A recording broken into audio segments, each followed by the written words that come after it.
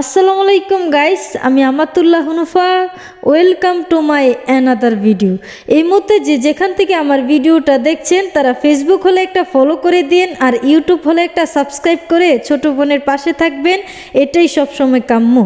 আজকে পরিবেশন করতে যাচ্ছি শায়ের ইকবালের জনপ্রিয় একটি নাশিদ, জন্ম আমার নবীর যুগে হলে কেমন হতো। ইয়া রাসূলুল্লাহ, ইয়া হাবিবাল্লাহ, ইয়া রাসূলুল্লাহ, ইয়া হাবিবাল্লাহ। জন্ম আমার নবী যুগে হলে কেমন হতো, জন্ম আমার নবী যুগে হলে কেমন হতো। দু নয়নের রাসূল পাক দেখিলে কেমন হতো, দু নয়নের রাসূল পাক দেখিলে কেমন হতো।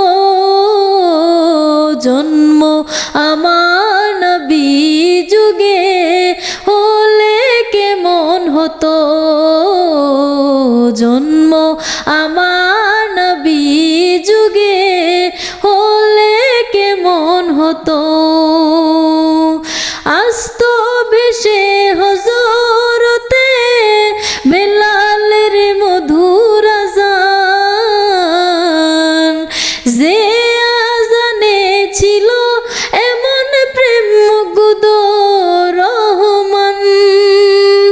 আস্ত বেশে হযরতে বেলালের মধুর আযান, যে আযানে ছিল এমন প্রেম মুগ্ধ রহমান। দয়াল নবীর পিছে নামাজ পড়লে কেমন হতো, দয়াল নবীর পিছে নামাজ পড়লে কেমন হতো। দু নয়নের রাসূল পাক দেখিলে কেমন হতো, জন্ম আমার নবী যুগে হলে কেমন হতো, জন্ম আমার নবী যুগে হলে কেমন হতো।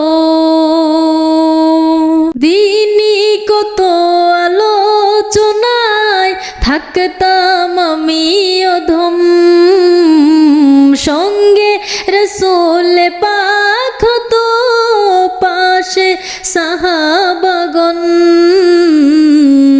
আবু বকর উমর ওসমান আলী, ও আবু বকর উমর ওসমান আলী সঙ্গে কেমন হতো। দু নয়নের রাসূল পাক দেখিলে কেমন হতো, জন্ম আমার নবীর যুগে হলে কেমন হতো।